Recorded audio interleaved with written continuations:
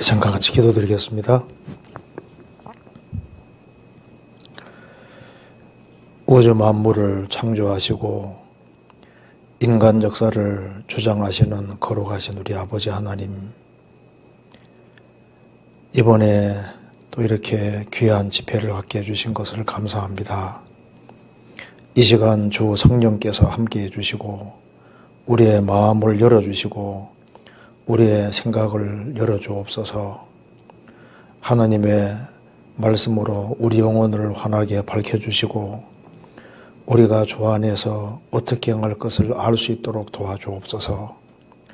하나님 말씀으로 마음속에 여러 가지 궁금한 의문들이 해결될 수 있도록 도와주시고 우리의 행보를 말씀 위에 굳게 세워주옵소서.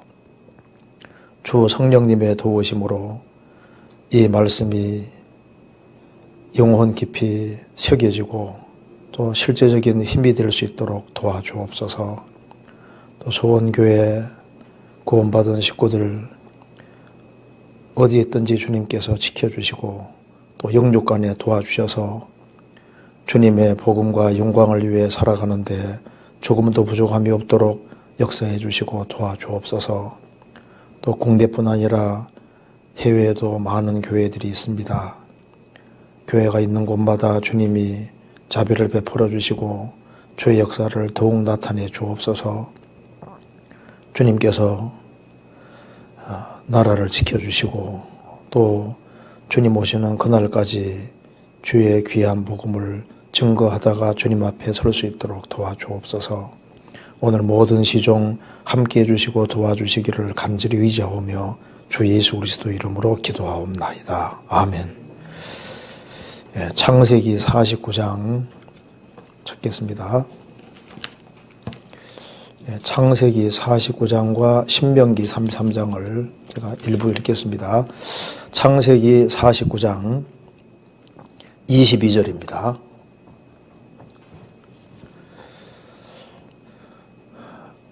요셉은 무성한 가지 곧 샘 곁에 무성한 가지라. 그 가지가 담을 넘어도다. 활 쏘는 자가 그를 학대하며 그를 쏘며 그를 군박하였으나 요셉의 활이 도리어 경강하며 그의 팔이 힘이 있으니 야곱의 전능자의 손을 힘입음이라. 그로부터 이스라엘의 반석인 목자가 나도다. 내 아비의 하나님께로 말미암나니 그가 너를 도우실 것이요 전능자로 말미암나니 그가 내게 복을 주실 것이라. 위로 하늘의 복과 아래로 원천의 복과 젖먹이는 복과 태의 복이리로다. 내 아비의 축복이 내 부여조의 축복보다 나아서 영원한 산이 한없음 같이 이 축복이 요셉의 머리로 돌아오며 그 형제 중에 뛰어난 자의 정수리로 돌아오리로다. 그 다음에 신명기 33장 찾겠습니다. 33장 13절.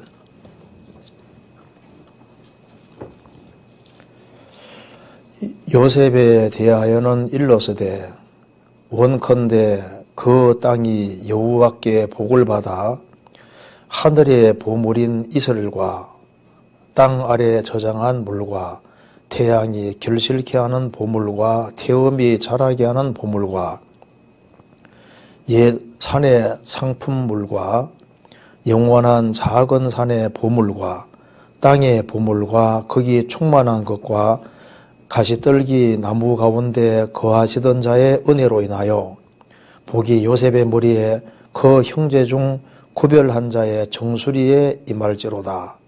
그는 첫 수송아지 같이 위엄이 있으니 그 뿔이 들소의 뿔 같도다.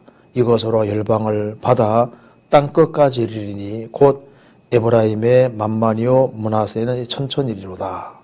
거기까지입니다. 우리가 어제는 야곱의 유언 가운데 르우벤과 시므온에 대해서 배웠습니다. 우리가 어제 배우면서 이 두 사람은 원래 하나님이 주시고자 하는 큰 축복이 있는데 그 축복에서 상당히 축복을 빼앗기지 않습니까? 축복이 적어지게 된 겁니다. 근데 오늘은 이제 이게 12아들 중에서 요셉은 특별히 하나님이 주시는 복을 아주 원 없이 받은 사람이라고 할 수 있습니다. 그래서 우리가 어제 삼가해야 될 것을 배웠다면은 이제 적극적으로 하나님은 어제나 오늘이나 영원토록 동일하시기 때문에 하나님은 요셉만 복주기를 원하시는 게 아니고 우리 모든 사람에게 하나님께서 그 축복을 주시려고 하실 겁니다. 그래서 우리가 요셉을 배워보면은 요셉이 어떻게 살았고 또 그가 받은 축복이 얼마나 그 큰 축복인지를 같이 이렇게 생각을 해보고 오늘 좀 배우면은 귀한 시간이라고 생각합니다. 세상 사람들이 생각하는 복과 성경이 생각하는 하나님이 말씀하시는 복은 상당한 차이가 있습니다. 사람들은 생각할 때 뭘 복이라고 생각하냐면은 장수, 아주 오래 세상에서 아주 편안하게 오래오래 잘 사는 것이 보통 복이라고 생각하잖아요. 그리고 물질적으로 풍요하고 자손이 육신적으로 참 잘 돼가고 건강하고 장수하고 오래 살고 그래서 자기 수명 다 하고 살다가 죽으면은 그 사람 참 복받은 사람이다 이렇게 보통 생각을 하는데 이 세상에는 진정한 복이 없습니다. 왜냐하면 왜 이 세상에는 진정한 복이 없냐 하면은 디모데서 6장에 말씀하시기를 하나님은 복되시며 복은 하나님 자신이 복이거든요. 그 복이 하나님은 복이신데 하나님이 사람이 되신 분이 바로 예수님이니까 예수님이 복이고 예수님 안에만 진정한 복이 있는 거예요. 어떤 사람이 이런 얘기를 했습니다. 하나님을 모르는 인생이 진정한 어떤 행복을 찾는 것은, 복을 찾는 것은 이 건초더미에서 바늘을 찾는 것과 같아. 그 바늘이 이제 진정한 축복이라면은. 그런데 건초더미를 뒤졌는데, 열심히 뒤지고 있는데, 그 큰 건초더미 속에서 바늘을 하나 찾으려면 얼마나 힘들겠습니까? 그 문제는 건초더미 안에 바늘이 없다는 것이 문제라는 겁니다. 무슨 얘기 되시죠? 그러니까 이 세상에 그 무엇을 추구한다 할지라도 이 땅, 하나님을 등진 그 속에서는 진정한 축복은 얻을 수가 없다는 거예요. 그 진정한 축복은 하나님 안에 있는 겁니다. 그런데 사람들은 축복이 뭔지를 모르기 때문에 요즘 그 애완견에게도 축복하는 거, 축복 기도 해달라고 축복 기도 하는 사람도 있거든요. 그 짐승을 위해서도 또 성찬식도 하는 데도 있다 하더라고요. 할 때 골치 아픕니다. 그러니까 이제 사람들이 생각할 때 도대체 뭐가 복인지를 잘 모르는 거예요. 한문 보면은 복복자가 이렇게 보일시 옆에다가 한일자 옆에 밑에 입구자가 있고 받전자가 있지 않습니까? 근데 그 복자를 잘 보면은 그게 성경 보고 만든 것 같아요. 여기 보일시는 기본적으로 하나님을 가르치고 있는 겁니다. 옛날부터.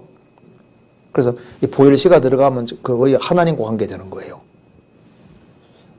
그런데 그 보일시 바로 옆에 한 일자의 입구자지 않습니까? 그 입구는 사람 가리키는 겁니다. 한 사람인데 그 밑에 밭이 있습니다. 밭. 얼른 보면 에덴 동산.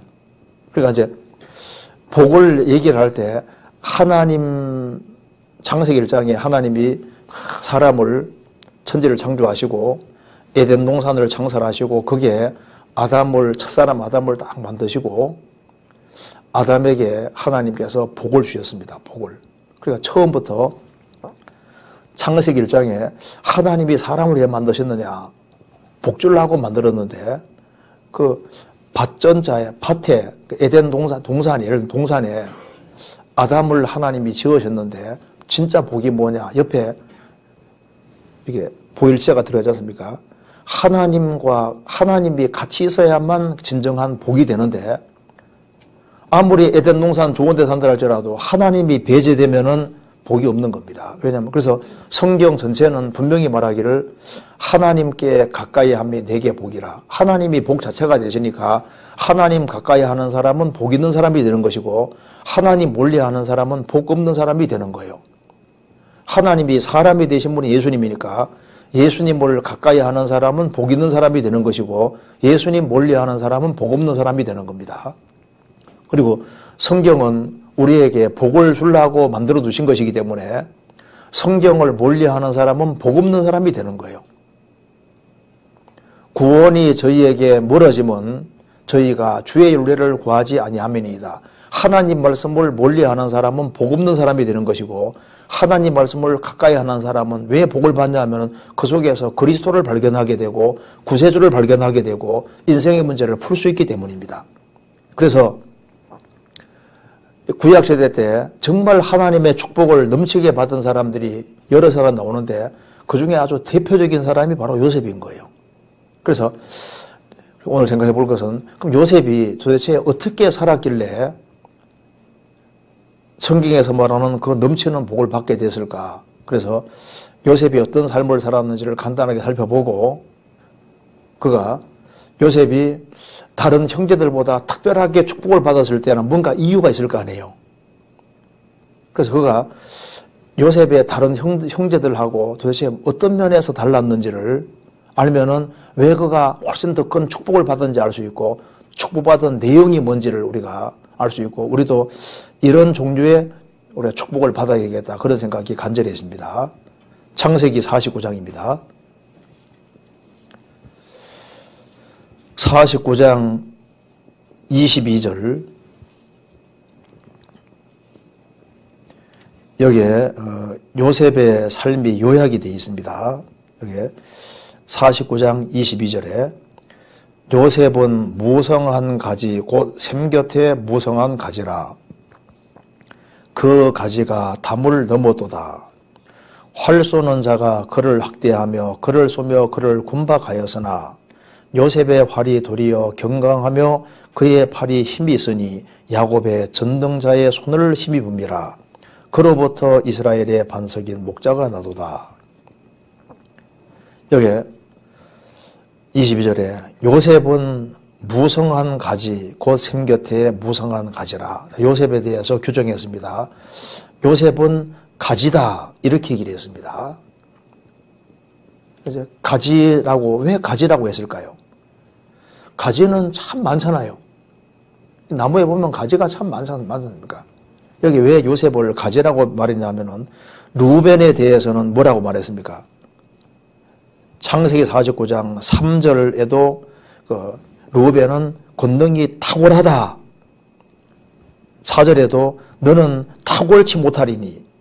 그는 원래 루벤은 탁월하다 그 말은 상당한 재능을 부여받고 장자로서 좀 아주 특별한 어떤 재능이나 특별한 걸 부여받은 거예요. 그에 비해서 요셉은 뭐 탁월하다 그렇게 말하지 않고 요셉은 가지라고 얘기를 했습니다. 가지는 흔합니다. 많이 있습니다. 그럼 누가 보더라도 평범했던 것 같아요. 그리고 그는 가지다. 그는 가지라고 한 것은 형제들이 봤을 때 아주 평범한 사람으로 보였을 겁니다. 그렇지 않았다면 여기에 특별히 가지라고 말하지 않았을 겁니다. 그는 누가 보더라도 평범했는데 예수님도 오실 때 너무 초라한 모습으로 오셨고 평범한 분으로 보이지 않습니까? 근데 그가 그 형제들 중에서 특별하게 탁월하게 됐습니다. 그래 그 이유가 있는 거예요. 그는 가진데 다른 형제들보다 왜 그 특별하게 됐을까? 그 이유가 있다 그 말입니다. 그는 다른 형제들보다 특별하게 하나님의 도움을 받았습니다. 그래서 사람의 크기는 외모라든가 타고난 거 그런 것보다 훨씬 더 중요한 것이 있는데 바로 영혼입니다. 사람은 하나님의 형상대로 지음받은 영혼이기 때문에 평범하고 초라하게 보여도 영혼은 지구보다 크기 때문에 엄청나게 훌륭한 사람이 될 수도 있는 겁니다. 그래서 르우벤 너는 탁월하다. 탁월했는데 탁월치 못하게 됐잖아요. 요셉은 가지인데 아주 무성한 가지가 되고 아주 특별한 축복을 받는 사람이 됐습니다. 그리고 이제 요셉은 평범한 가지처럼 보였을지라도 그는 특별하게 된 이유가 있습니다. 여기 이제 23절 보시겠습니다.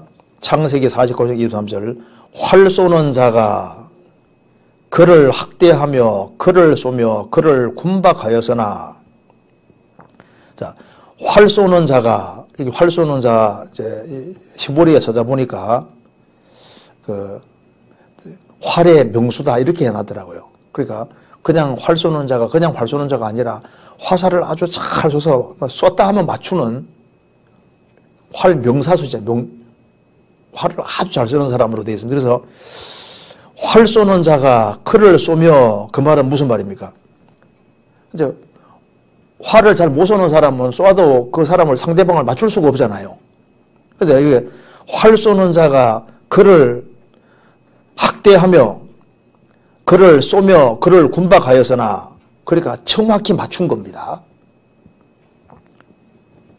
그러니까 활의 명수가 활을 잘 쏘는 사람이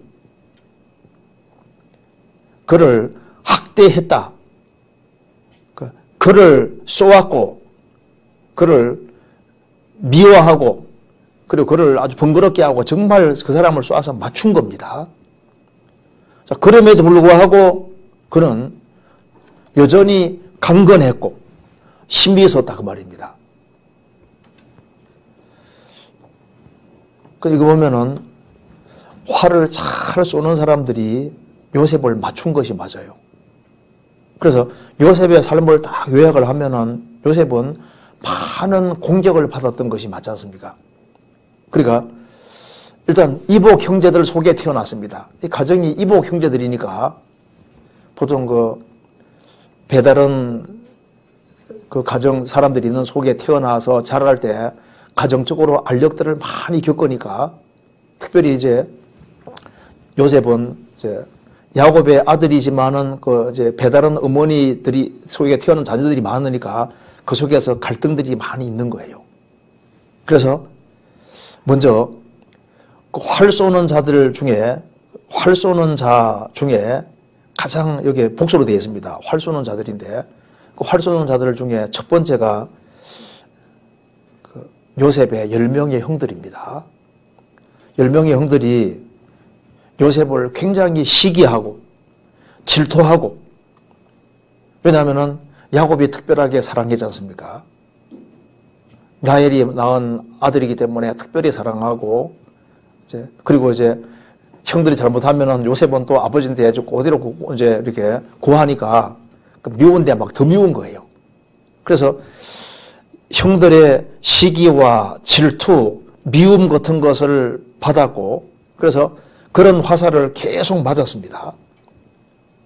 이제 그리고 형들에게 정말 그 아버지 심부름하러 갔지 않습니까? 갔는데 그 형들이 요셉을 붙잡아서 구덩이에 쳐놓고 그리고 은 20에 팔아먹을 때 형제들에게 배반을 당했으니까 그 배반 당한다는 것에 대한 그 고통이 얼마나 이건 뭐 화살처럼 탁 꽂히는 거거든요. 얼마나 그 고통스러웠겠습니까? 같은 형제인데 같이 하나님을 믿는 집안 속에서 형들이 요셉을 죽인 거나 마찬가지거든요. 그러니까 이건 막 직격탄을 탁 맞는 거예요. 그런 미움이라는 화살을 맞고 배반이라는 화살을 맞고 그리고 이제 팔려갈 때 묶여서 갔을 거 아니에요. 그래서 노예시장에 가서 에집트 노예시장에 가서 팔리는 겁니다. 노예시장에 가서 팔릴 때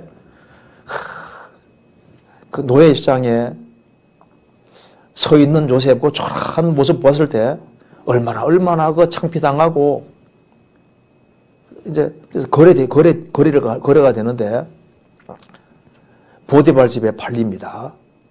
보디발 집에 팔려가서 이제 밑바닥부터 이제 일을 해야 되니까 거기에서도 굉장한 고통 같은 것이 있었을 겁니다.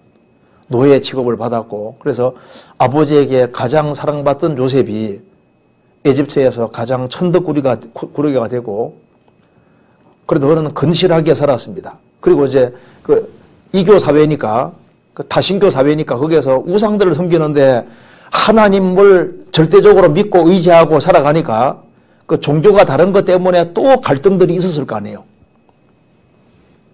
그리고 또 이제 보디발 아내가 요셉 넘어뜨리려고 특별히 그 유혹의 화살을 계속 쏘았을 겁니다. 날마다 그를 번거롭게 했다. 그 유혹의 화살도 받았고 근데 그거 아주 치명적으로 날린 겁니다. 날마다 번거롭게 했으니까 날마다 화살이 날아온 겁니다. 그리고 이제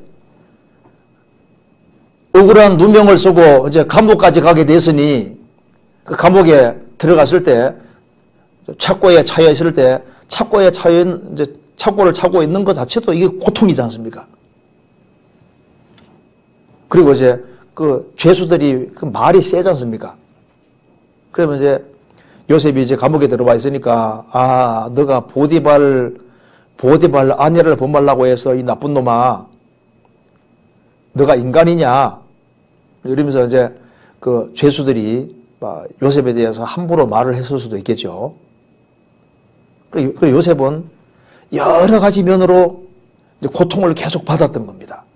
시편 105편 18절에 보면은 그 발이 착고에 상하며 그 몸이 쇠사슬에 매었으니 하나님 말씀이 응할 때까지라. 요셉이 감옥에서 발이 착고에 상했다고 했습니다.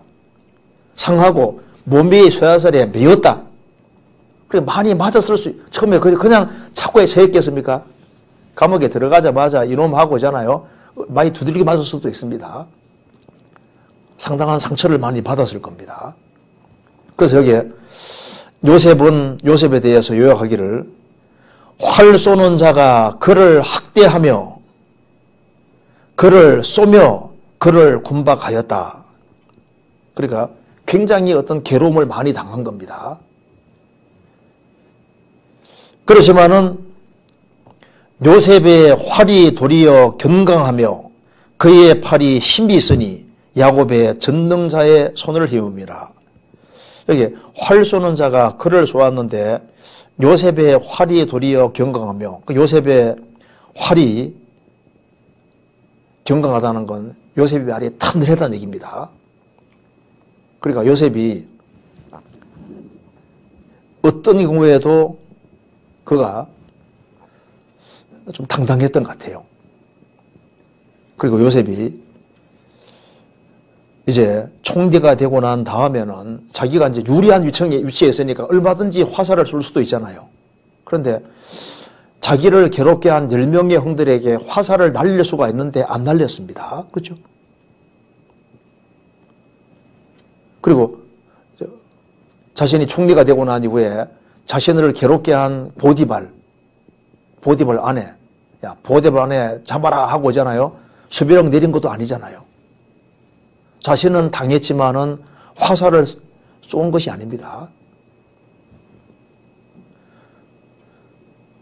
요셉의 활이 도리어 견강하며 그의 팔이 힘이 있으니 야곱의 전능자의 손을 힘음이라. 그는 공격할 수 있는 능력이 있었지만은 공격을 하지 않았습니다. 예수님도 위협받으시되 대신 위협하지 않으셨다. 그러면 그가 왜 다른 형제들하고 다른 삶을 살 수 있었을까요? 그런 형제들하고 그 다른 점이 있습니다. 그래서 성경에서 이렇게 요셉을 규정합니다. 49장 26절. 내 아비의 축복이 내 부여조의 축복보다 나아서 영원한 산이 한없음 같이 이 축복이 요셉의 머리로 돌아오며 그 형제 중 뛰어난 자의 정수리로 돌아오리다. 그 형제 중 뛰어난 자라 했습니다. 탁월한 자다. 그러니까 루벤은 탁월하게 지원받았는데 탁월하지 못했고 요셉은 가진데 그는 아주 형제 중에 아주 뛰어난 자가 됐다 그 말입니다. 그 차이가 나지 않습니까? 그럼 어째서 요셉은 어떻게 아주 특별한 축복을 네 아비의 축복이 그리고 이 축복이 요셉의 머리로 돌아오며 그 형제 중 뛰어난 자의 정수리로 돌아오리로다. 그러니까 어떤 면에서 그가 특별했을까요? 그는 가지고 평범한 사람입니다. 그러니까 사람이 평범해 보여도 영혼이라는 것이 있기 때문에 얼마든지 하나님 앞에 귀하게 쓰임받을 수 있습니다. 하나님은 돌들로도 아브라함 자손을 만들 수 있거든요. 그러니까 성경 말씀하기를 르우벤은 여기 갈렙은 민수기 14장 보면은 내종 갈렙은 그들과 마음이 달랐다. 그러니까 출애굽한 이스라엘 사람 중에 많은 사람이 광야에 떨어지는데 하나님께서 이제 갈렙에 대해 평가하기를 내종 갈렙은 그들과 마음이 달랐다. 그건 다른 마음과 다른 정신을 가지고 있었습니다. 그러니까 그들과 마음이 달랐다는 것은 하나님을 닮았다는 얘기지 않습니까? 요셉도 다른 형제들과 마음이 달랐습니다. 그럼 무엇에서 뛰어났을까요? 그러니까 어제도 말씀드린 대로 믿음입니다. 믿음에서 큰 차이가 나는 거예요. 다른 형제들도 하나님을 믿고는 있습니다. 그런데 특별히 요셉은 평범한 가지에 불과하지만은 그는 하나님을 믿는 신앙에서 특별했던 겁니다. 그래서 여기에 24절을 다시 보면은 요셉의 활이 도리어 경강하며 그의 팔이 힘이 있으니 야곱의 전능자의 손을 힘입니다. 야곱의 전능자의 손을 힘입었다. 그럼 왜 전능자의 손을 힘입었을까요? 그가 하나님께 딱 의지하고 그는 정말 살아계신 하나님을 믿었습니다. 그리고 하나님께 전적으로 의탁했던 거예요. 그는 자기 아버지 야곱을 가까이 하는 가운데 아브라함의 하나님, 이삭의 하나님, 야곱의 하나님에 대해서 배워서 알고 있었던 겁니다. 그래서 아브라함의 하나님, 이삭의 하나님, 야곱의 하나님이 참 하나님이라는 걸 아는 거예요. 그리고 하나님께서 특별히 요셉에게 특별하게 꿈을 넣어준 것은 그건 계시입니다. 왜 다른 형제들 가운데 요셉에게만 꿈을 딱 넣어주실까요? 그가 전적으로 인생을 하나님께 의탁하지 않았다면 자신도 하나님의 영원한 축복을 사모하고 하나님의 뜻 가운데 살기를 간절히 갈망하지 않았다면, 즉 하나님을 향한 확실한 신앙을 가지고 있지 않았다면 그에게 꿈을 넣어줄 리가 없잖아요. 그러니까 무엇에서 큰 차이가 나냐면은 하나님을 똑같이 믿고 있다고 하지만은 하나님을 믿는 신앙에서 탁월한 사람이 요셉인 거예요. 그래서 나중에 총리가 되고 난 이후에 형제들을 만나고서도 형들이 나를 팔았다고 해서 너무 괴념치 마십시오. 사실은 하나님이 앞서 보내신 겁니다. 그는 하나님을 증거하고 있잖아요. 그는 하나님에 대한 확실한 신앙을 가지고 있습니다. 그래서 무엇에서 두드러질 필요가 있냐 하면은 믿음에서 두드러질 필요가 있는 거예요. 그러니까 요셉이 왜 특별한 축복을 받고 왜 차이가 나느냐? 믿음에서 차이 나는 겁니다. 그래서 불신자와 성도의 차이가 바로 믿음 차이지 않습니까? 그리고 구원을 받아서도 구원받고 난 이후에도 믿음에서 자랄 필요가 있습니다. 너희 믿음이 더욱 자라고. 그래서 서머나 교회 성도들은 환난과 핍박과 궁핍이 있는데 실상은 부유한 자라. 믿음에서 부유한 사람이 부유한 자입니다. 라오디게아 교회 성도들은 나는 부자라 부유하여 부족한 것이 없다고 하는데 주님께서는 너의 가난한 것과 가련한 것과 눈먼 것과 벌거벗은 알지 못하는도다. 가난한 자를 믿음에 부유하게 하시고 믿음에서 부유한 사람이 하나님의 손길을 끌어내릴 수 있기 때문에 믿음에서 부유한 사람이 주님 볼 때 귀한 사람이고 특별한 사람이고 그리고 뛰어난 자입니다. 교회 안에는 돈 많은 사람이 쓰임받는 게 아니라 믿음이 확실한 사람이 쓰임받는 거예요. 예수님 공생의 당시에도 예수님이 가장 칭찬한 사람들은 믿음이 확실한 사람을 칭찬하신 겁니다. 내 믿음이 너를 구원하였으니 내 믿음이 크도다. 여자여 내 믿음이 크도다. 이만한 믿음을 만나보지 못했다. 그래서 요셉과 형제들의 차이 중에 첫 번째는 믿음 차이입니다. 그래서 이 믿음에서 특별하게 차이가 나기 때문에 순종과 헌신에서도 차이가 나는 겁니다. 여기 야곱의 아들들 중에서 누가 가장 순종적이고 누가 가장 헌신적이었습니까? 요셉이 가장 순종적이고 가장 헌신적입니다. 그가 왜 더 순종적이고 그렇게 할 수 있었을까요? 그건 하나님에 대한 확실한 신앙 때문에 그런 거예요. 그래서 전등자의 손을 힘입으라. 그 전등자의 손길이 함께 하려면은 믿는 자 속에 하나님이 역사하시지 않습니까? 그리고 순종하는 사람에게 역사하십니다. 아가서 7장에 보면은 왕이 머리카락에 매인다는 말씀이 있는데 머리카락이 긴 것이 순종이지 않습니까? 그러니까 하나님은 순종하는 사람에게 매이고 순종하는 사람 통해서 주의 역사를 나타내는 거예요. 그가 하나님의 손길을 끌어내릴 수 있었던 것은 그는 특별하게 참된 믿음을 갖고 있는 동시에 그는 철저하게 순종의 길을 걸어갔던 겁니다. 그래서 아버지가 심부름을 시킬 때 그 심부름을 하러 갑니다. 창세기 37장에 나와 있지 않습니까? 창세기 37장에 보면은 이제 아버지가 헤브론에 있으면서 그 아들들이 양치러 저 멀리 가 있으니까 이제 아버지가 이제 형들의 안부를 알아오고 또 그리고 형들이 갖다 주라고 이제 아버지가 부탁을 합니다. 그래서 요셉이 그 길을 가는데 헤브론에 출발해서 세겜까지 80km거든요. 근데 세겜에 양치러 갔었는데 어디 가보니까 벌써 도단으로 갔다는 거예요. 거기에서 24km 더 갔습니다. 104km를 갔습니다. 그래서 형들을 결국은 만나지 않습니까? 이거 보면 그가 책임감이 굉장히 크고 아버지가 심부름 시킬 때 그렇게 멀리 간 걸 봐서는 이거 하나 통해서 뭘 보여줍니까?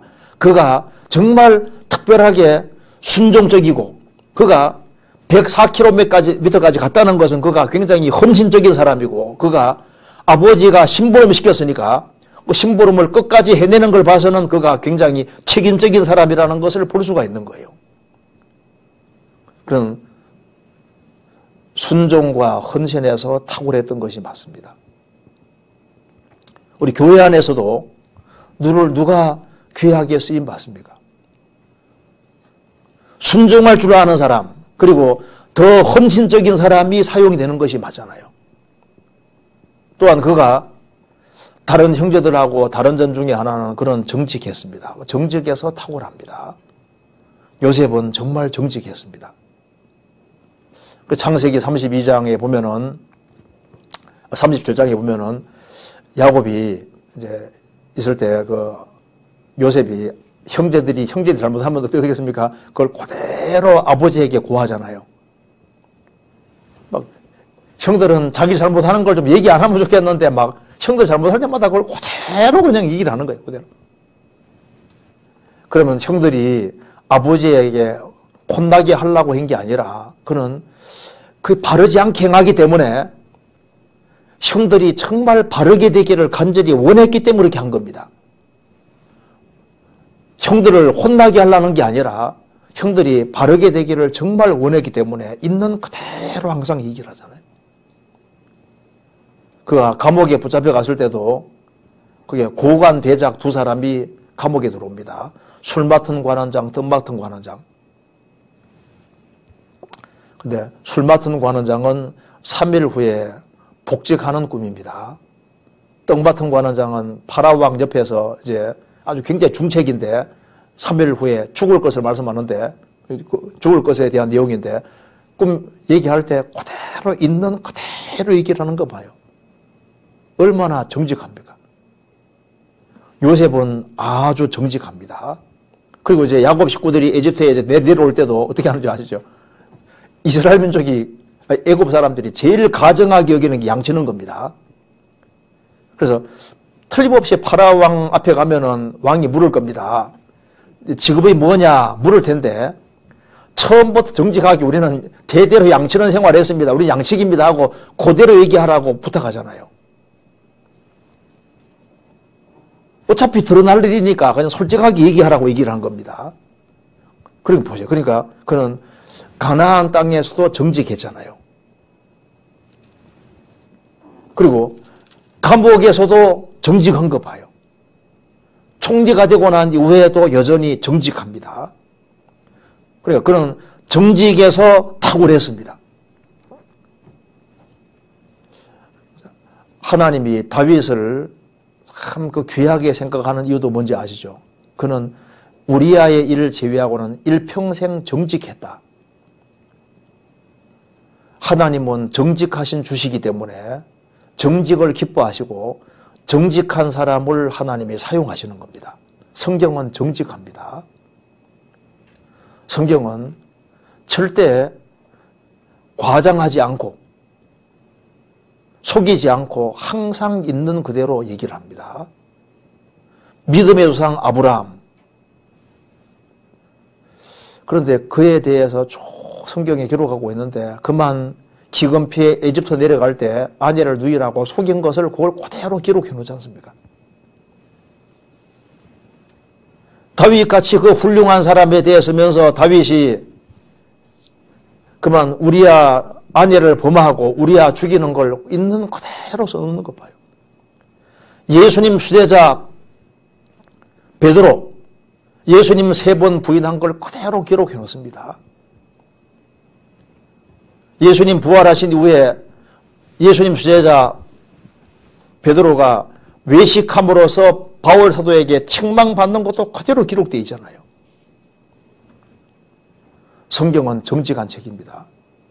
그 대사도 바울과 바나바가 마가 때문에 언쟁 벌이고 이게 다툰 것이 심하게 다투 갈라선 것도 그대로 기록되어 있잖아요.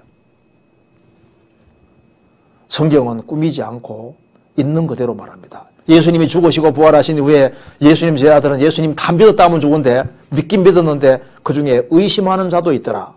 마태복음 28장 Some doubted, 몇 사람이 의심했다고 말입니다. 우리가 일부러 믿게 해주려면요, 다 믿었을 할 텐데 성경은 정직하게 부활한 걸 보고도 의심하는 자들도 있었다. 있는 그대로 얘기를 하는 거 봐요. 그가 다른 형제들하고 또 달랐던 것은 형제들의 과실을 고했다는 말을 봐서는 형제들은 자꾸 잘못을 많이 범했던 것 같아요. 근데 그는 악을 특별하게 멀리한 사람입니다. 그래서 르우벤도 담대하게 죄를 지었고 시므온도 살인을 행했지 않습니까? 근데 요셉은 살아계신 하나님을 믿기 때문에 그는 죄를 특별히 멀리했던 거예요. 성경 창세기 39장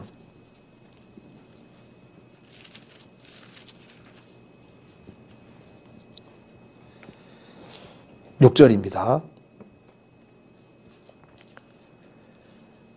주인이 그 소유를 다 요셉의 손에 위임하고 자기 식료 외에는 간섭하지 아니하였더라. 요셉은 용모가 준수하고 아담하였더라. 그 후에 그 주인의 처가 요셉에게 눈짓하다가 동침하기를 정하니 요셉이 거절하며 자기 주인의 처에게 이르되 나의 주인이 가중 제반 소유를 간섭지 아니하고 다 내 손에 위임하였으니 이 집에는 나보다 큰 이가 없으며 주인이 아무것도 내게 금하지 아니하여서도 금한 것은 당신뿐이니 당신은 자기 아내임이라. 그런즉 내가 어찌 이 큰 악을 행하여 하나님께 득지하리이까. 여인이 날마다 요셉에게 청하였으나 요셉이 듣지 아니하여 동침하지 아니할 뿐더러 함께 있지도 아니하니라. 내가 어찌 이 큰 악을 행하여 하나님께 득죄하리이까. 그런 건 항상 하나님을 의식하고 있지 않습니까? 여인이 날마다 요셉에게 청하였으나 요셉이 듣지 아니했다. 그러니까 악을 멀리하는 데서 탁월하지 않습니까? 그리고 또 한 가지 다른 것은 그는 태도에서 형제들하고 상당히 다릅니다. 성경에서 불평할 수 있다면 제일 불평할 수 있는 사람이 요셉이지 않습니까? 근데 요셉의 생애 속에 요셉이 불평했다는 소리가 안 나옵니다. 그는 어떤 경우에도 어떤 상황에서도 그는 불평하지 않았습니다. 그는 불평 없이 성실하게 자기 일을 다했습니다. 그러니까 태도에서 상당히 다릅니다. 그리고 형들을 만났을 때도 그는 태도가 달라서 복수하지 않았습니다.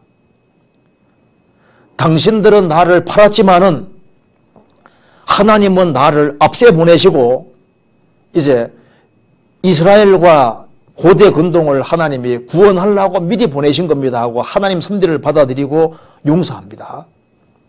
그는 처신하는 데서 다릅니다.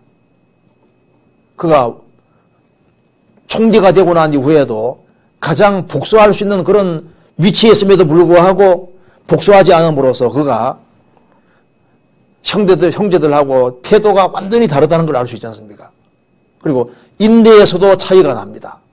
그는 하나님께로부터 꿈을 부여받고 13년 후에 그 꿈이 이루어지는데 그는 하나님 말씀 믿고 13년 동안이나 기다렸습니다. 그래서 인생 역전 드라마가 실제로 펼쳐졌고 요셉은 그것은 삶 속에서 경험하게 됐습니다. 하나님이 말씀하시기를 너는 형제들보다 더 위대하게 될 것이다. 형들이 너에게 절하게 될 것이다. 그는 믿었고 그 믿음대로 됐습니다. 그래서 아브라함도 이같이 오래 참아 약속을 받았느니라. 아브라함도 하나님 약속을 믿고 오랜 후에 이삭 약속을 받은 것처럼 요셉도 마찬가지입니다. 그는 인내에서 아주 탁월한 사람이었던 겁니다. 그가 이같이 오래 참아 약속을 받았느니라. 요셉은 위대했지만은 그는 하나님의 축복을 받을 수는 있었지만은 그 자신이 축복을 옮기는 건 못합니다. 축복은 하나님께 속한 거거든요. 창세기 48장 찾겠습니다. 48장 17절.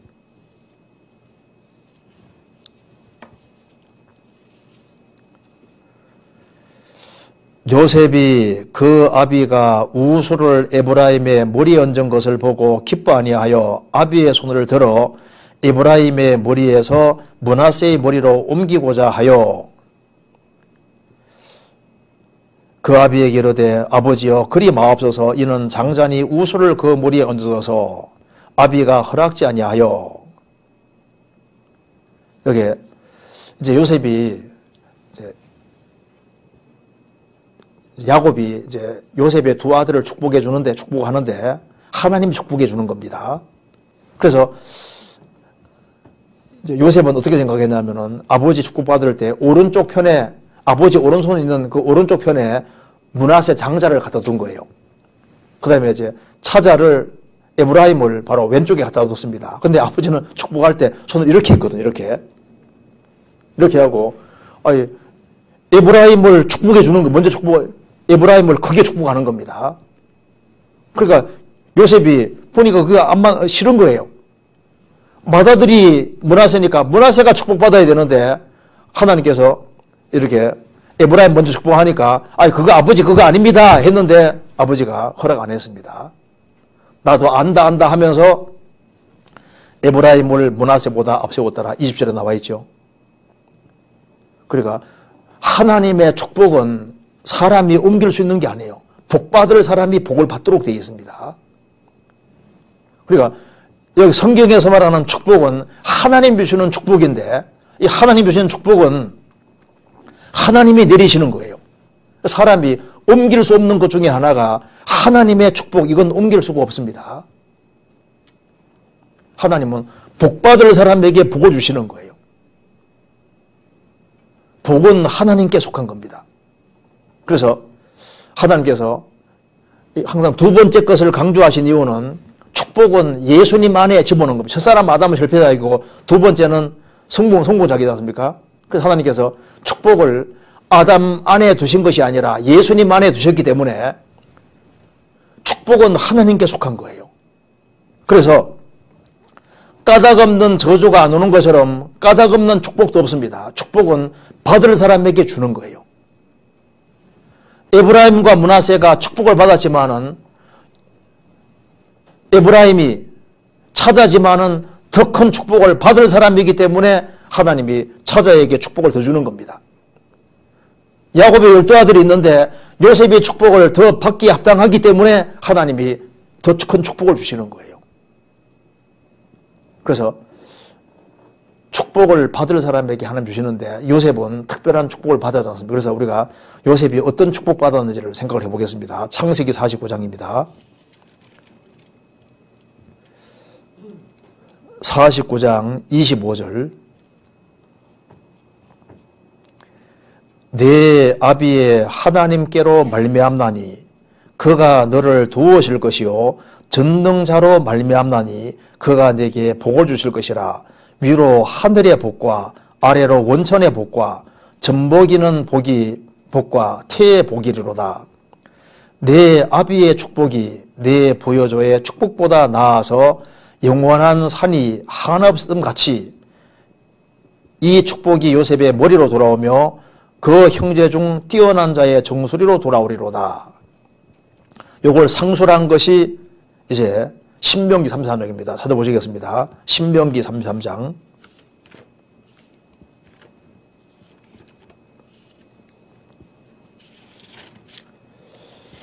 33장 13절. 요셉에 대하여는 일러서되 원컨대 그 땅이 여호와께 복을 받아 하늘의 보물인 이슬과 땅 아래 저장한 물과 태양이 결실케 하는 보물과 태음이 자라게 하는 보물과 예산의 상품물과 영원한 작은 산의 보물과 땅의 보물과 거기에 충만한 것과 가시떨기 나무 가운데 거하시던 자의 은혜로 인하여 복이 요셉의 머리에 그 형제 중에 구별한 자의 정수리 말지로다. 일단 여기까지 먼저 봅시다. 여기 이제 창세기 49장과 신명기 33장에 요셉이 받은 복이 뭔지가 나와 있는데 이거 이제 구체적으로 생각을 해보겠습니다. 자, 먼저 요셉은 일상생활에 대한 축복을 먼저 받았습니다. 13절에 신명기 33장 13절. 요셉에 대하여는 일러서되 원컨대 그 땅이 여호와께 복을 받아 하늘의 보물인 이슬과 땅 아래에 저장한 물과 태양이 결실케 하는 보물과 태양이 결실케 합니다. 태음, 달은 자라게 하죠. 달이 자라게 하는 보물과 예산의 상품물과 영원한 작은 산의 보물과 땅의 보물과 거기에 충만한 것과 그러니까 일상사 모든 것에 축복을 내리는데 적절할 때 이슬이 내리고 아래 땅에 물도 풍부하고 달과 태양이 작용해서 적절하게 풍성 결실 있게 하고 만사의 축복을 있는데 창세기 49장에서도 심지어 그 자녀들까지 복을 받도록 그러니까 일상 모든 일에서 복을 받는다. 만사가 형통하는 복, 일상 삶 속에서 복을 말하고 있습니다. 금세에서도 그가 손으로 하는 모든 일에 하나님이 복을 받도록 하는 그 복을 첫 번째 얘기를 하고 있습니다. 하나님은 내세에서만 도와주시는 것이 아니라 금세에서도 하나님이 도와주시는 거예요. 그런데 여기 이제 일상의 삶 속에서 받는 복을 쭉 얘기를 하면서 이거보다 더 중요한 복을 그 다음 얘기를 하고 있는데 그 뒤에 16절 땅의 보물과 거기에 충만한 것과 이 땅의 보물이라는 것이 땅에 살면서 여러 가지 겪어가는 과정에서 땅에 살아가는 속에서 하나님의 금세에서 여러 가지 도와주는 것들 그런 것도 축복이지만은 그거보다 더 신령한 육신적인 축복을 넘어서서 이 신령한 더 큰 축복을 얘기를 하고 있는데 그 뒤에 16절 가시떨기나무 가운데 거하시던 자의 은혜로 인하여 복이 요셉의 머리에 그 형제 중 구별한 자의 정수리 말지로다. 가시떨기나무 가운데 거하시던 자의 은혜로 인하여 주어지는 복. 이게 무슨 복일까요? 가시떨기나무 가운데 거하시던 자의 은혜로 인한 복. 이 복은 신령한 복을 말하는 겁니다. 자, 이걸 이해하기 위해서 한번 찾아보시겠습니다. 출애굽기 3장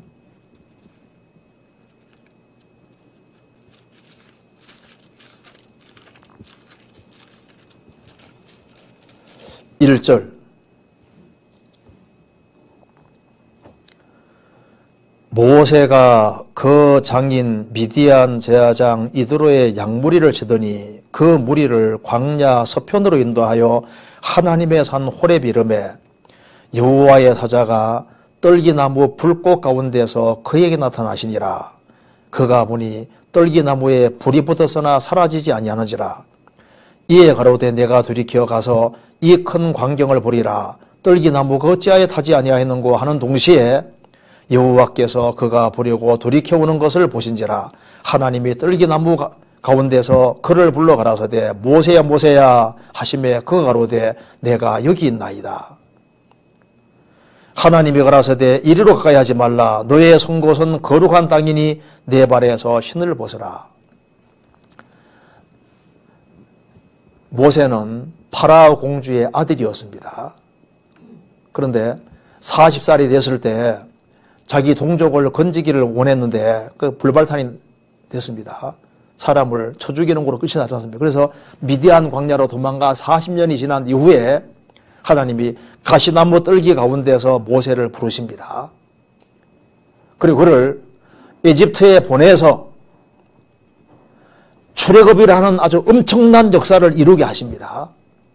여기 가시나무 뜰기 가운데 하나님 나타나셨는데 이 가시나무 뜰기는 그 당시에 초라한 이스라엘 백성들의 모습이고 예수님의 성육신의 모습입니다. 예수님이 초라한 모습으로 오셨고 초라한 교회 성도의 모습이기도 합니다.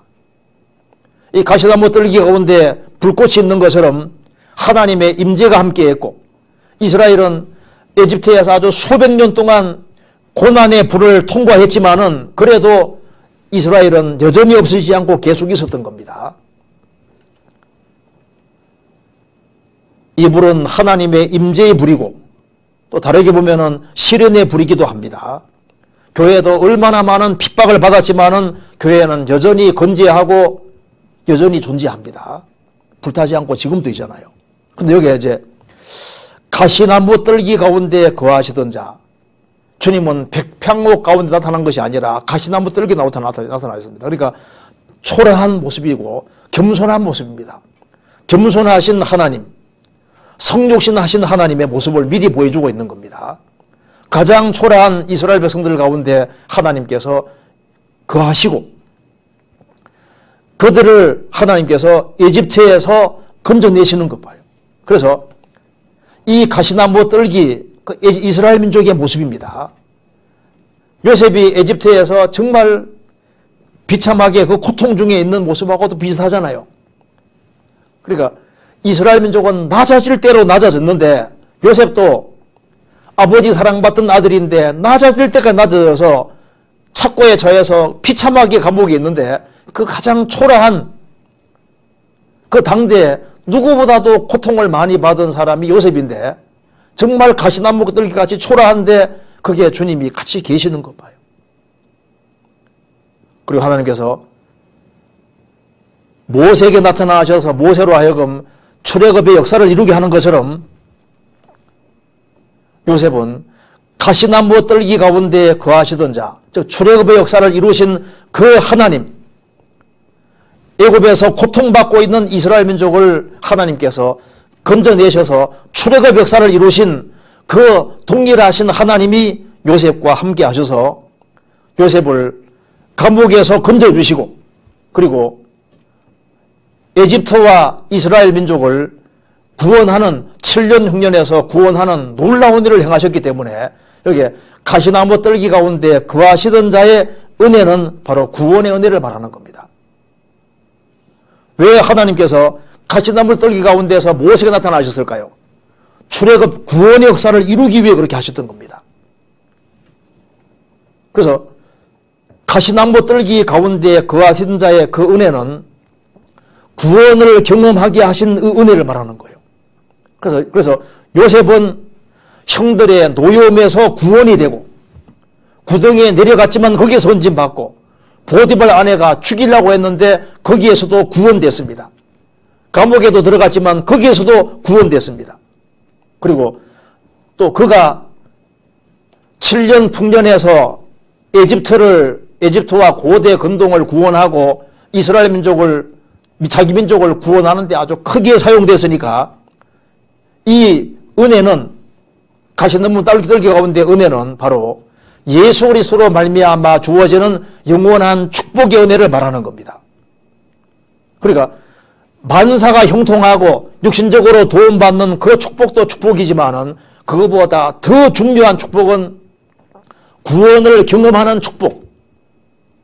가시나무 뜰기 가운데 축복은 구원의 축복을 말하는 거예요. 그래서 이 축복이 가시나무 뜰기 가운데 축복을 한마디로 말하면 에베소서 1장에 그리스도 안에 있는 신령한 축복을 말하고 있는 겁니다. 에베소서 1장입니다.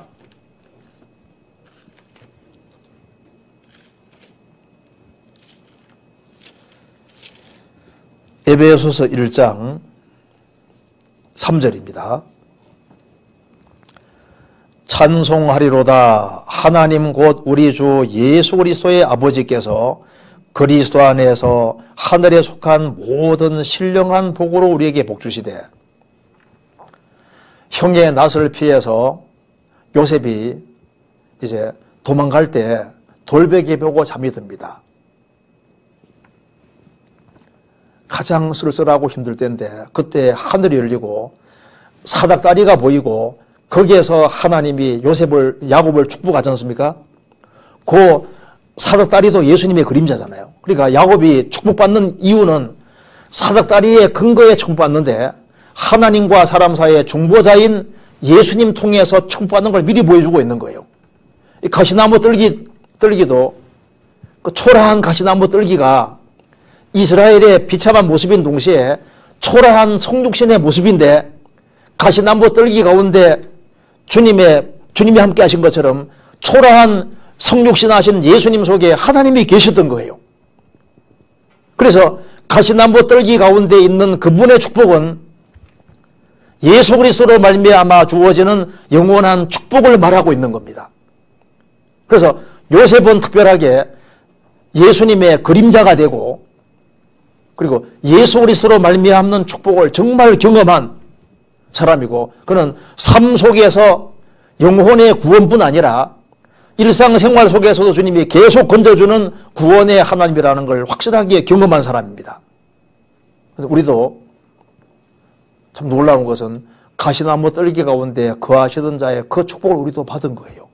그래서 여기에 찬송하리로다 하나님 곧 우리 주 예수 그리스도의 아버지께서 그리스도 안에서 하늘에 속한 모든 신령한 복으로 복주시되 그리스도 예수 안에 모든 신령한 복이 다 들어있는데 이 에베소서 읽어보면 이 복이 무슨 복입니까? 7절에 말한 대로 죄를 사함 받는 복, 죄를 사함 받았다. 그리고 13절에 구원의 복음을 듣고 믿어서 약속의 성령으로 인정받다. 성령을 받은 것이 복이잖아요. 그리고 하나님 아들 된 것이 복이고 천국을 상속하게 된 것이 복이고 교회 일원이 된 것이 복이고 그리고 교회 안에서 정상적으로 성장하는 것도 복이고 그래서 영적인 전투를 치러서 영적인 전투에 동참할 수 있는 그 모든 것도 복입니다. 그러니까 그리스도 예수 안에 모든 복이 있는데 그 복을 우리가 계속 받고 있는 거예요. 요셉은 그 복을 받았던 겁니다. 그러니까 영혼에 구원되는 그런 구원을 경험하는 복을 받은 거예요. 또한 무슨 복을 받았냐면은 창세기 49장 보시겠습니다.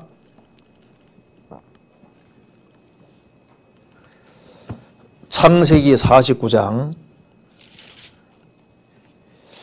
24절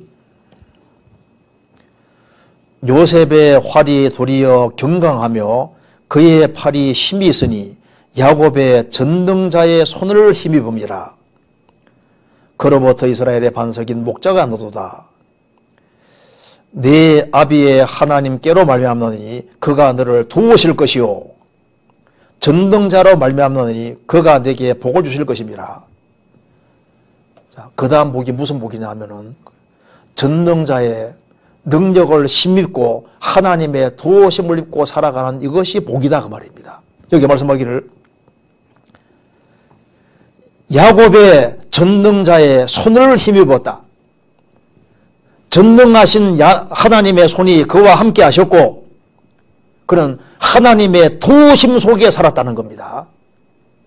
그래서 25절에 내 아비의 하나님께로 말미암나니 그가 너를 도우실 것이요. 하나님의 도움을 받고 일생을 살았다. 이것만큼 복은 없을 겁니다. 이 세상에는 자기 기백을 믿고 자기 힘을 믿고 살아가는 사람들이 많습니다. 자기 수단 방법으로 사는 사람도 많은데 전능자의 손을 힘입고 하나님의 도우심을 받고 살아가는 이것이야말로 정말 축복이 아닐 수 없습니다. 여기 한번 대조적인 내용 봅시다. 시편 52편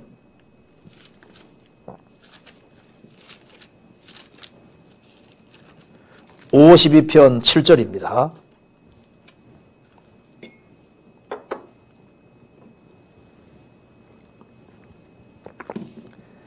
이 사람은 하나님으로 자기 힘을 삼지 아니하고 오직 그 재물의 풍부함을 의지하며 제약으로 스스로 든든케 하던 자라 하리로다.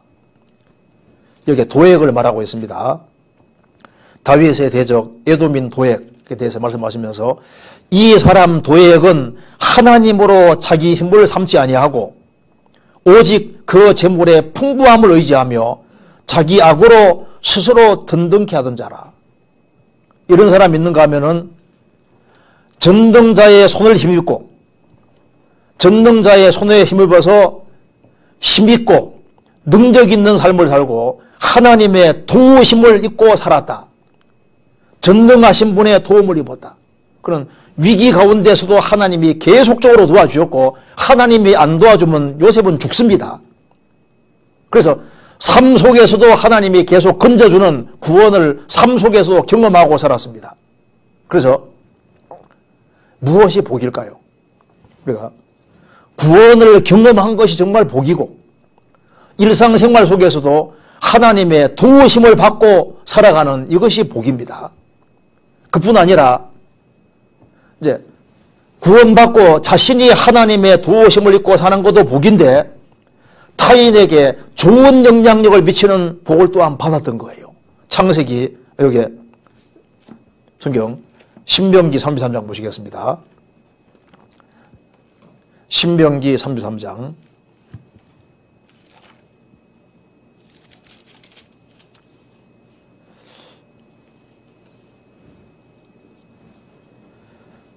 16절 땅의 보물과 거기 충만한 것과 가시떨기 나무 가운데 거하시던 자의 은혜로 인하여 복이 요셉의 머리에 그 형제 중 구별한 자의 정술에 임할지로다.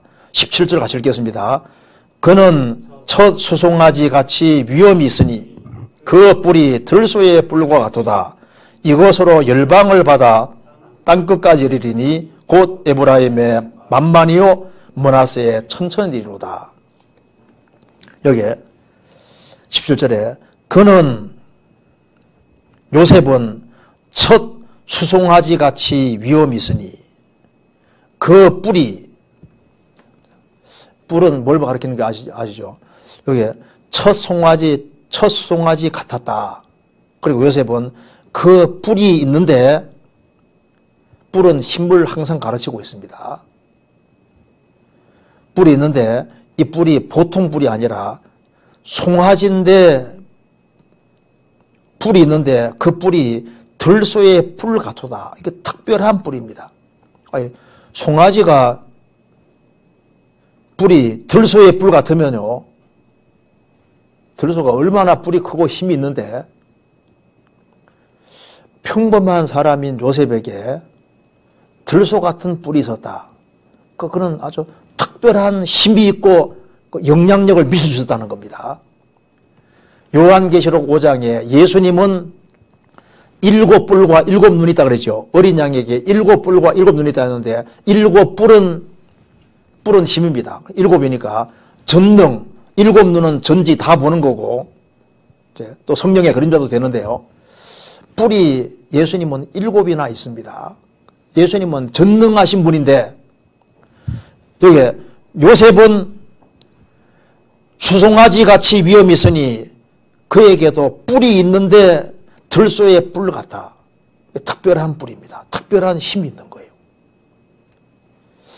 근데 이 뿔이 힘을 가리켰는데 이스라엘 백성들이 불순종할 때는 하나님께서 뿔을 다 잘랐다고 했습니다. 이스라엘이 순종의 길을 걸어갈 때는 하나님께서 막 뿔을 철갑게 녹각해 한다고 되어 있잖아요. 그러니까 하나님 도움을 받으면은 뿔이 아주 힘있게 되는 것이고, 하나님께 불순종하면 무능력하게 되는 것을 뿔은 그걸 말하는 겁니다. 한번 찾아보시겠습니다. 예레미야 애가 먼저 찾겠습니다. 요거 잠깐 접어두시고, 예레미야 애가 2장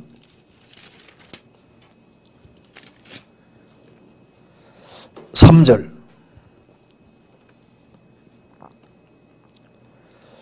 맹렬한 진도로 이스라엘 모든 뿔을 자르셨으며 원수 앞에서 오른손을 거두시고 맹렬한 불이 사방으로 사람같이 야곱을 자르셨도다. 이스라엘이 불순종의 길을 걸어가니까 하나님께서 이스라엘을 무능하게 만들어서 이스라엘 모든 뿔을 다 잘라버리니까 완전히 무능하고 힘이 없으니까 바벨론 쳐들어와서 이스라엘 민족을 아주 박살내버리지 않습니까?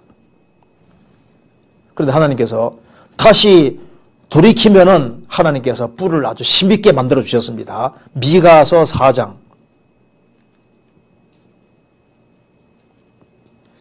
미가서 4장 13절. 1295페이지입니다. 딸 시온이여 일어나서 칠지어다. 내가 내 뿔을 철갑게 하며 내 굽을 녹각게 하리니 내가 여러 백성을 쳐서 깨뜨릴 것이라. 하나님이 크게 역사할 때는 내가 내 뿔을 철갑게 할 것이다. 아주 강한 뿔로 만들 수도 있습니다. 창세기 49장 다시 보시겠습니다. 그래서 여기에 신명기 33장 이걸 자세히 보면은 17절에 신명기 33장 17절에 그는 첫 수송아지 같이 위험이 있으니, 성경에서 소는 보통 일꾼을 가르치고 있습니다. 에스겔 1장에 그룹 천사도 발바닥이 송아지 발바닥 같아 그랬죠. 그런데 그는 첫 수송아지 같이 위험이 있으니 그 뿔이 들소의 뿔 같도다. 수송아지 같은데 그 뿔이 있는데 그 뿔이 보통 뿔이 아니라 일반 사람 뿔하고 다르잖아요. 들소의 뿔 같도다. 그러니까 요셉은 특별한 힘이 있습니다. 특이한 힘이 있습니다. 상상도 못하는 힘을 가지고 있습니다. 보통 사람 같은 경우는 17년 동안 형제지간하고 살면 이복 형제하고 살면서 그렇게 시기수를 계속 받고 하면은 마음에 크게 상처를 받고 고통받아야 되는데 그걸 넉넉히 이기는 힘이 있잖아요. 왜? 신앙 때문에. 신앙이 불과 같은 거예요. 그리고 에집트에서 그렇게 유혹을 받으면서도 그걸 다 이기는 힘이 있는 거 봐요. 그리고 감옥에 내려가서도 거기에서 아이고 내 신세 하면 그렇게 한 것이 아니라 거기에서도 계속 아주 열심히 해서 거기에서 굉장히 감옥에서도 중요한 일을 하잖아요. 감옥에서 나와서도 얼마나 그가 힘이 있습니까? 그러니까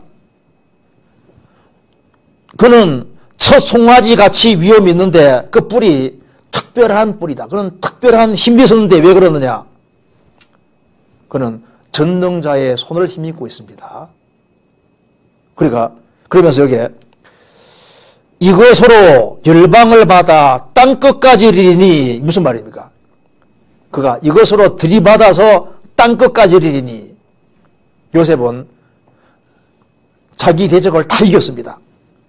요셉은 당대에도 애굽에서 하나님을 대적하는 세력을 이기고 하나님 이름을 빛나게 만들었고 전 세계에 하나님 이름을 빛나게 만들고 지금도 땅끝까지 지금도 영향력을 크게 미치고 있잖아요.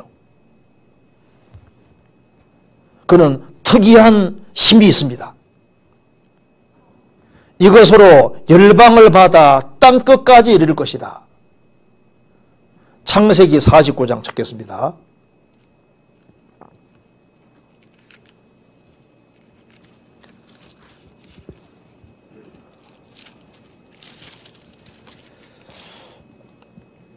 (22절) 요셉은 무성한 가지고 샘 곁에 무성한 가지라 그 가지가 담을 넘어도다. 요셉은 특이하게 하나님의 도우심을 받았기 때문에 요셉은 가지에 불과하지만은 그것이 무성한 가지가 되고 그리고 그는 샘 곁에 있는 나무와 똑같이 전능하신 하나님의 도우심을 받아서 무성한 가지가 되고 가지가 담을 넘어서 멀리까지 볼 수 있도록 멀리까지 영향을 미치는 사람이 됐고 그는 땅끝까지 이른다.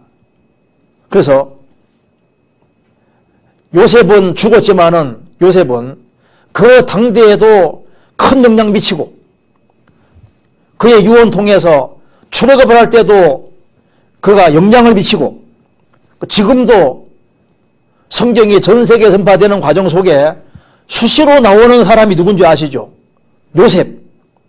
요셉은 지금도 대적자를 이기고 지금도 영향력을 크게 미치고 있습니다. 그래서 요셉은 자신이 구원받는 복도 없고 자신이 하나님께 쓰임받는 복도 없고 그가 그 당대에도 주변 사람에게 그 당대에도 7년 흉년에서 그 고대 건동을 구원하고 지금도 영향력을 이웃에게 좋은 영향을 미치는 이것이 하나님 은혜를 받아서 이런 일이 생긴 거예요.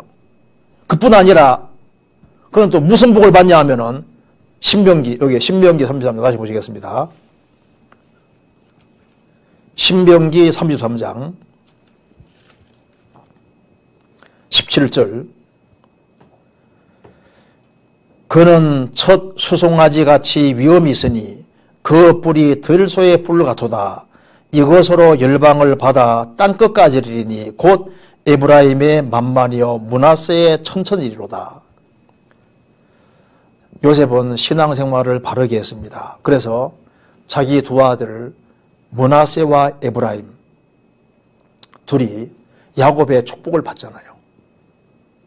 그래서 에브라임이 더 큰 축복을 받습니다. 그래서 에브라임의 만만이요 므낫세의 천천이라. 그런데 둘 다 특별하게 복을 받습니다. 그는 자손이 잘 되는 복을 받고 있는 거예요. 그래서 그가 신앙생활을 잘했기 때문에 장자 명분 얻고 장자는 2배 축복을 받거든요. 그래서 이 요셉 통해서 지파가 둘이 생기게 되는 겁니다. 에브라임과 므낫세 지파가 둘이 되는 특별한 축복을 받게 되는 거예요. 여기 신명기 21장 찾겠습니다. 21장 15절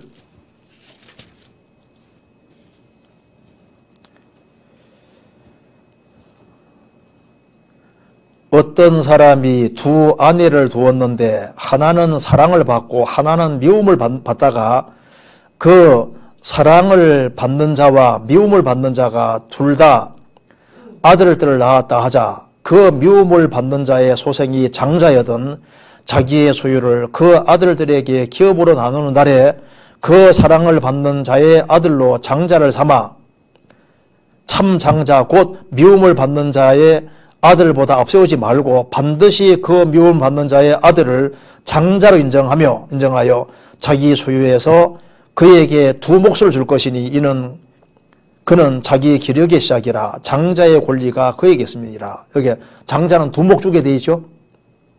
그래서 원래 루벤이 장자인데 루벤은 죄를 지어서 장자 명분 빼앗겨서 요셉이 장자 명분을 받게 되고 요셉 때문에 아들들이 아주 큰 축복을 받게 되었습니다. 우리가 신앙생활을 잘하면은 그게 자녀와도 관계가 됩니다. 롯이 신앙생활을 바르게 못하니까 소돔 고모라 불탈 때 그가 딸들과 같이 나오지만 딸이 아버지에게 슬퍼 먹여서 술을 먹게 해서 모압과 암몬 사람 낳지 않습니까? 그러니까 만일 롯이 아브라함을 떠나지 않고 신앙생활을 잘했다면은 그 자녀가 얼마나 훌륭하게 될 수 있을 거 아니에요. 아간이 잘못하니까 아간 집이 같이 망하잖아요. 다니엘을 참소한 사람들, 사자굴 들어갈 때 참소한 사람들과 가족들이 한꺼번에 같이 그냥 사자굴에 던져집니다. 그러니까 한 사람의 신앙생활이 가족과 연결이 되어 있는 거예요. 요셉이 신앙생활을 바르게 함으로써 그 자손이 같이 복을 받게 되는 거니까 부모는 자식이 잘 되는 것을 복으로 생각합니다. 성경은 그 사람의 신앙생활과 자손을 항상 연결시키고 있습니다. 시편 37편 찾겠습니다. 37편 26절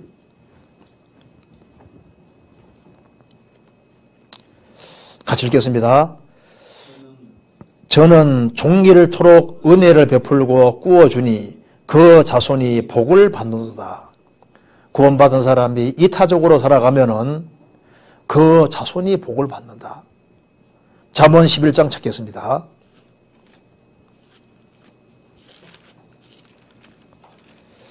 (11장) 21절 악인은 피차 손을 잡을지라도 벌을 면치 못할 것이나 의인의 자손은 구원을 얻으리라. 악인은 피차 손을 잡을지라도 벌을 면치 못할 것이나 의인, 그 의인뿐 아니라 의인의 자손은 구원을 얻을 것이다. 그 의인의 자손을 주님이 특별히 배려해 주시는 겁니다. 12장 7절 악인은 엎드러져 소멸되려니와 의인의 집은 서 있으리라. 의인뿐 아니라 의인의 집은 집안의 사람 가리키는 겁니다. 의인의 집은 서 있을 것이다. 14장 26절 잠언 14장 26절 여호와를 경외하는 자에게는 견고한 의뢰가 있나니 그 자녀들에게 피난처가 있으리라. 자녀들을 계속 거론하고 있지 않습니까? 20장 7절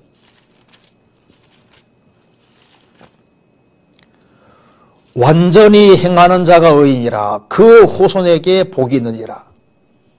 그래서 노아가 신앙생활 잘하니까 하나님 뭐라 하셨습니까? 노아에게 너와 내 집은 방주로 들어가라. 너와 너의 온 집은 방주 들어가라. 창세기 7장 1절 노아뿐 아니라 노아 집안 식구가 같이 방주에 들어갑니다. 그 사무엘 19장 보면은 이제 다윗이 이제 맨발로 도망가는 시대가 되었을 때 거기에 이제 바르실레가 정말 그 다윗을 크게 공개했습니다. 그래서 그 아들 김함이 축복받는 거 나오지 않습니까? 그러니까 부모가 잘하면 자식이 복을 받습니다. 그리고 예수님 당시에도 요한복음 4장 보면 왕의 아들이 병들었는데 왕의 아들을 하나님이 고쳐주시니까 예수님 고쳐주시니까 그와 그 신하와 그 온 집이 다 믿었다고 돼요. 다 믿었다고. 그래서 한 사람이 확실한 신앙 가지면은 그 집안이 같이 복받는 수가 있는 거예요. 예수님 십자가 지고 가실 때 예수님이 피를 너무 많이 쏟으셨기 때문에 제대로 못 집니다. 계속 쓰러지고 하니까 구레네 사람 시몬이 대신 십자가를 집니다. 그래서 그 집안 식구들이 구원받는 얘기가 나오잖아요. 사도행전 10장에는 고넬료가 얼마나 신앙생활 잘하는 사람입니까? 그래서 고넬료와 그 집안과 친족이 같이 구원받는 것이 나와 있지 않습니까? 한 사람이 신앙생활하는 것이 그 집안과 관계가 됩니다. 루디아가 구원을 받고 루디아 집안 전체가 다 믿고 그리고 빌립보 간수장이가 구원받고 그 집안 식구들이 다 같이 구원받는 얘기가 나옵니다. 그 성경에서 그 사람뿐 아니라 집을 계속 거론하거든요. 성경 디모데후서 1장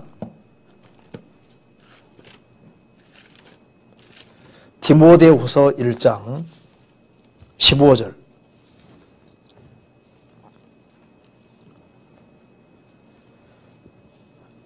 아시아에 있는 모든 사람이 나를 버린 이 일을 내가 아나니 그 중에 부겔로와 흐모게네가 있느니라. 원컨대 주께서 오네시모로의 집에 긍휼을 베푸시옵소서. 저가 나를 자주 유쾌케 하고 나의 사슬에 매인 것을 부끄러워 아니하여 로마에 있을 때 나를 부지런히 찾아 만났느니라. 원컨대 주께 저로 하여금 그날에 주의 긍휼을 얻게 하여 주옵소서. 저가 에베소에서 얼만큼 나를 섬긴 걸 내가 잘 아느니라. 오네시모로는 바울 사도가 감옥에 있을 때 부지런히 찾아 만난 것 같습니다. 그를 자주 유쾌케 하고 힘을 북돋워 준 것 같아요. 그러니까 바울 사도가 말하기를 주님 원컨대 오네시모로뿐 아니라 그 사람 집에 긍휼을 베풀어 주십시오. 그리고 그날에 주님 앞에 서는 그날 주의 긍휼을 얻게 하여 주옵소서. 그가 가정이 특별하게 복을 받게 도와주십시오. 고린도전서 16장 15절에는 스데바나의 집, 그 집안은 성도 섬기기로 작정했다. 가정을 개방하고, 그러니까 스데바나의 집, 그 사람뿐 아니라 집안 자체가 복받는 것이 얼마나 중요해요. 성경에 레갑에 대한 얘기가 나오는데 레갑 자손은 선조 요나답의 유언을 그대로 잘 지키는 거 봐요. 요나답이 신앙생활 잘해서 레갑 자손이 영원한 축복에 들어갑니다. 그러니까 요셉은 일상사 속에서도 복을 받고 복을 경험하고 구원의 복도 경험하고 자기가 하나님의 도움받고 사는 것도 복이고 또 주변 사람에게 선한 영향을 미치고 그런 것도 복이고 또 자기 자녀가 잘 되는 복을 받았습니다. 성경 신명기 33장 또한 여기서 먼저 여기 창세기 다시 봅시다. 창세기 49장에 그리고 여기에 보면은 또 생각할 것이 하나 있습니다. 25절에 내 아비의 하나님께로 말미암나니 그가 너를 도우실 것이요 전능자로 말미암나니 그가 내게 복을 주실 것이라. 위로 하늘의 복과 아래로 원천의 복과 젖먹이는 복과 태의 복이로다. 근데 이것이 이제 우리 신앙과 관계가 있습니다. 여기에 위로 하늘의 복, 아래로 원천의 복, 그리고 젖먹이는 복과 태의 복이로다. 구약시대 때는 신앙생활을 잘하면 하나님께서 일상생활 속에서 특별하게 축복해 주신 것이 신약시대 때는 신령한 그림자가 되는 거예요. 그리고 이것을 좀 더 쉽게 설명한 것이 바로 신명기입니다. 다시 찾아보시겠습니다. 신명기 33장 신명기 33장 13절 묘셉에 대하여는 일러서되 원컨대 그 땅이 여호와께 복을 받아 하늘의 보물인 이스라엘과 땅 아래에 저장한 물과 그러니까 여기에 창세기 49장하고 대조해 보면 알 수 있죠. 위로 하늘의 복이 무슨 복입니까? 하늘의 보물인 이스라엘을 말하는 겁니다. 그리고 아래로 원천의 복은 땅 아래에 저장한 물복을 말하는 거예요. 물복을. 그리고 여기서 이것이 신약시대의 중요한 교훈이 됩니다. 그리고 여기에 세 가지를 얘기했습니다. 위로 하늘의 복, 이스라엘의 복을 말합니다. 아래로 원천의 복, 물의 복을, 땅 아래에 저장한 물의 복을 말하고, 그 다음에 젖먹이의 복, 태의 복을 얘기를 했습니다. 이게 이제 우리 신앙생활 관계가 있는데, 하나님께서 이 육신적인 것을 축복해 줌으로써 신약시대에 신령한 축복의 그림자가 또 될 수 있는데요. 여기 이제, 왜 여기에 위로 하늘의 복, 하늘의 이스라엘의 복, 하늘의 보물인 이스라엘, 왜 이스라엘이 무슨 그렇게 보물일까요? 신명기 33장에 말씀하시기를 나의 교훈은 내리는 비요 맺힌 이슬이요. 그러니까 여기 이슬이 성경에 특별히 은혜와도 관계가 많이 됩니다. 자, 잠언 19장 찾겠습니다. 잠언 19장.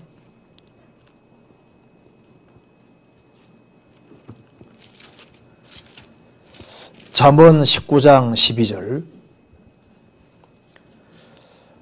왕의 노함은 사자의 부르짖음 같고 그의 은택은 풀 위의 이슬 같으니라. 그러니까 은혜는 이슬과 같아. 호세아 14장에서도 하나님이 이스라엘에게는 이슬과 같아. 이슬은 하늘에서 내리는 겁니다. 그러니까 이슬은 기본적인 개념이 은혜를 가르칩니다. 은혜를.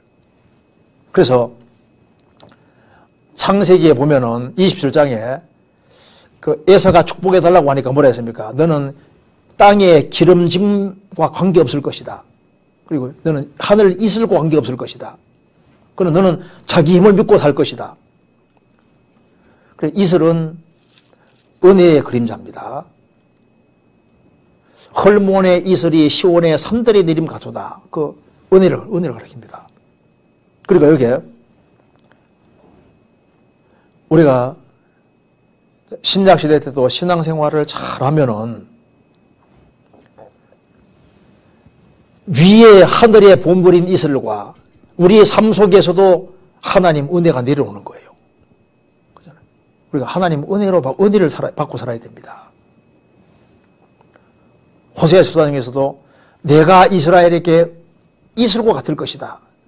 이슬이 쫙 내려오면 이슬이 보이지 않게 영입이시는 것처럼 신앙생활도 그렇습니다. 그리고 아래 원천의 복은 물의 복인데 성경에서 이 이스라엘 사람들은 물은 생명입니다. 그 물이 끊이지 않는 게 축복입니다. 그 성경에서 신약 성경에서는 이 물이 보통 성령 역사를 가르칩니다. 그러니까 요셉의 삶 속에는 요셉이 있는 곳에는 항상 물이 흘렀다는 것이 뭡니까? 신약 시대 때 주님 뜻 가운데 살아가는 사람은 성령 역사가 계속 있을 것을 보여주는 겁니다.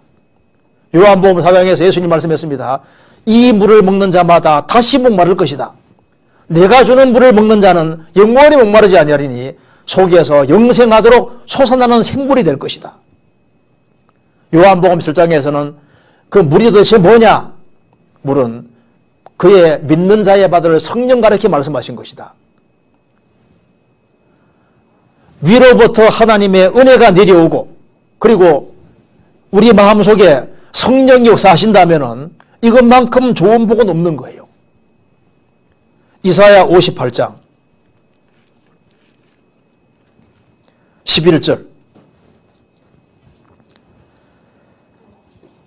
나 여호와가 너를 항상 인도하여 마른 곳에서도 내 영혼을 만족해 하며 내 뼈를 경고케 하리니 너는 물된 동산 같겠고 물이 끊어지지 아니하는 샘 같을 것이라. 요셉의 삶 속에는 하늘에서부터 삶 속에서도 이슬이 계속 내려오고 물이 항상 풍부했던 것처럼 신약시대 때도 진리 가운데 행하는 사람은 하나님 은혜가 계속적으로 내려오고 그리고 성령이 강처럼 흐르는 겁니다. 너는 물된 동산 같겠고 물이 끊어지지 않는 샘 같을 것이다. 그리고 젖먹이의 복과 태의 복일 것이다. 이게 뭡니까? 탄생. 구약시대 때 이 자식을 못 낳으면 이스라엘은 저주받았다 생각하지 않습니까? 자식이 잘 태어나고 자식이 잘 자라는 것처럼 이제 신앙생활을 바르게 하면은 영적인 탄생이 많이 생기는 것이 맞습니다. 하나님 은혜를 받고 성령 역사하는 곳에는 무엇이냐 하면은 생명 탄생이 있는 거예요. 그래서 너희가 과실을 많이 맺으면 내 아버지께서 영광을 받으실 것이요 너희가 내 제자가 될 것이다. 요한복음 15장 8절에 말한 대로 너희가 과실을 많이 맺으면 내 아버지께서 영광을 받게 될 것이다.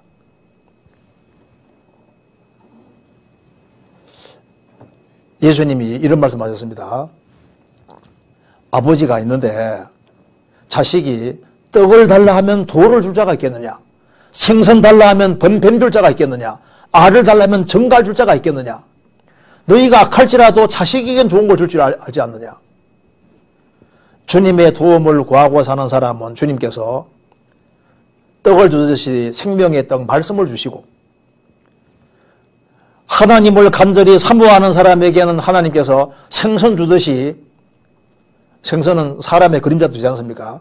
생선 주듯이 하나님께 잡아바치는 헌신이 중요한 걸 깨닫게 해주시고, 알을 주듯이 알에서는 생명이 나옵니다. 하나님을 간절히 구하는 사람에게는 생명의 탄생 역사를 주시는 거예요. 그래서 요셉은 삶을 통해서 뭘 입증해 주냐면은 로마서 8장 28절을 입증해 준 겁니다. 로마서 8장 찾겠습니다.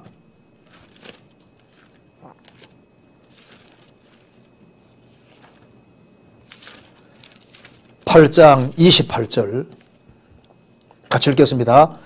우리가 알거니와 하나님을 사랑하는 자 곧 그 뜻대로 부르심을 입은 자들에게는 모든 것이 합력하여 선을 이루느니라. 하나님을 사랑하는 사람, 하나님의 뜻대로 부르심 있고 뜻 가운데 살아가는 사람은 모든 것이 함께 어우러져서 선을 이룬다. 그것을 확실하게 삶을 통해서 입증해 보인 사람이 요셉입니다. 그래서 요셉은 생애 속에서 돌이켜 봤을 때 로마서 8장 28절은 진짜다. 내 인생에서 이복 형제들을 내 인생에서 필요했다 그 말입니다. 그리고 에집트에 팔려가는 것도 필요했다 그 말입니다. 감옥에 내려가는 것도 필요했습니다.